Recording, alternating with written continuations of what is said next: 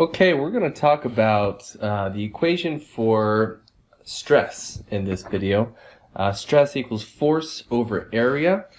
And this is coming from the equations lesson. So we're going to write here rho, that's the Greek letter rho, equals force over area. That's the equation for stress. And so let's talk about units real quick. We use English units first, and so force is pounds force over area is going to be like, square inches or square something. So we've got pounds per square inches, which you might notice is the same as pressure, PSI, pounds per square inch. So when pressure and stress are different, but they have the same units, and so I thought I'd point that out.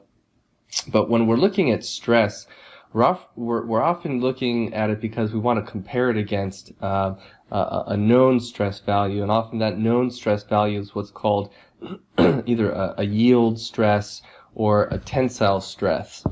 And a yield stress is the stress at when a material plastically deforms. So let's imagine we've got a beam like this, and we're going to fix the beam on this end here, and we're going to apply a load down over here. So this is called a cantilevered beam. It's just a beam fixed on one end and free on the other end. We apply a load, a force out at the end, and that beam is going to tend to deflect a little bit, depending on how strong the beam is and how much force we place on it.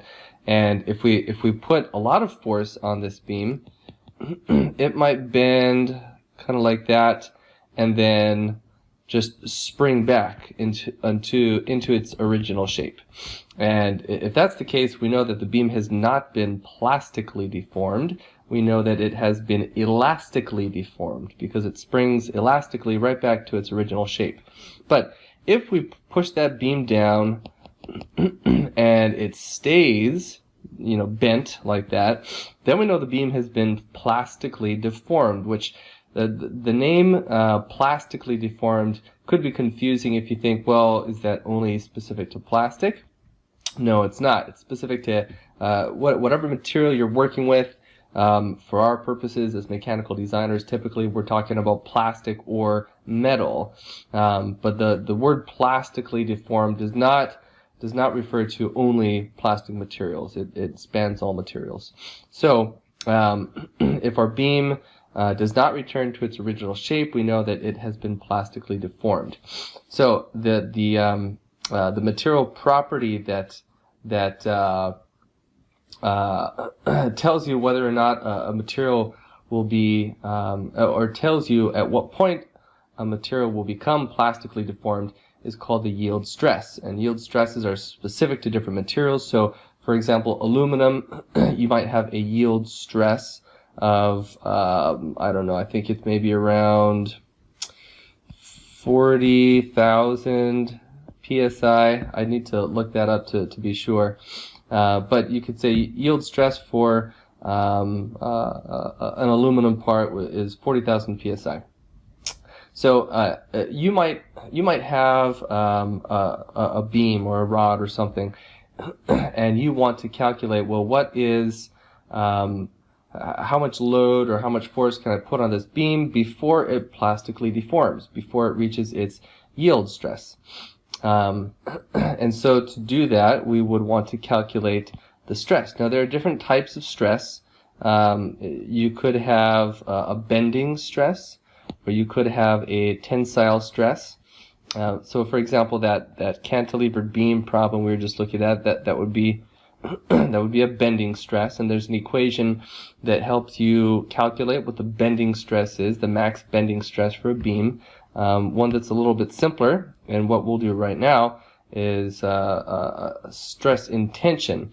So let's pretend that we have a rod like this. We've got a rod, and we're pulling on this rod in this direction and in this direction. So in other words, we're placing this rod under tension. We're pulling it apart. The opposite of that would be compression if we're pushing it in on itself. But we're going to talk about tension right now. So in order to calculate the stress, the stress based on placing this rod in tension, our equation for stress here is force over area. So we would need to know what force was being applied to this, and let's just make this a little bit simpler, and we'll just say that down on this end here, this is fixed. So it's fixed down on this end. This rod is fixed in place, and we're just pulling on the other end up here. We're pulling in that direction. And let's say that our force here, we're pulling with, I don't know, 1,000 pounds of force. And let's say that our diameter right here is maybe 2 inches in diameter.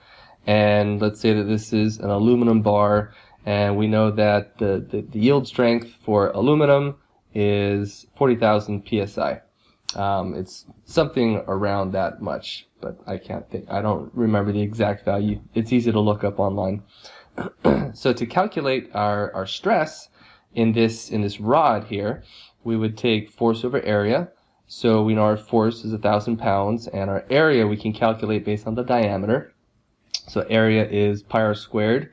Area equals pi r squared, or I think it's, since a lot of times we're given diameters instead of radius, this equation is also pi d squared over 4. It's the same thing, since diameter equals 2 times the radius, so diameter squared equals 4 times the radius. And so let's see. I guess maybe easier way to do that. 4 times the radius squared, and then the radius squared equals d squared over 4. So that's how we get this portion of the equation. Area equals pi d squared over 4. Our diameter is 2, so that equals 2 squared times pi over 4 equals 4 pi over 4. 4's canceled out, just equals pi, equals 3.14. So our stress is force over area. So we say our stress equals force over area, which equals 1,000 pounds force over 3.14 square inches equals, let's see, 1,000 divided by 3.14.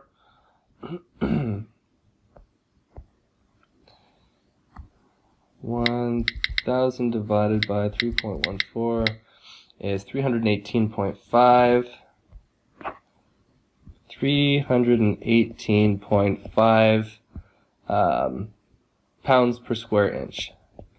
Pounds force per square inch, or 318.5 psi. Now we see that 318.5 psi is far less than 40,000 psi.